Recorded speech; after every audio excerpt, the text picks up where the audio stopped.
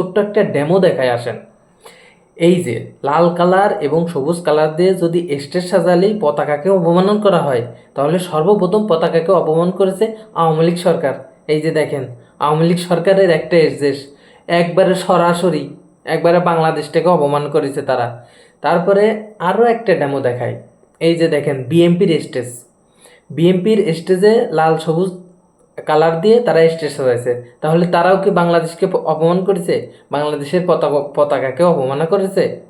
তারপরে আসেন doctor Yunus sir, তার মতো একটা সরকার, দেশপ্রেমী সরকার, বাংলাদেশ জন্ম থেকে শেষ পর্যন্ত এমন একটা দেশপ্রেমী সরকার আসবে কি না আর আমার সন্দেহ হয়।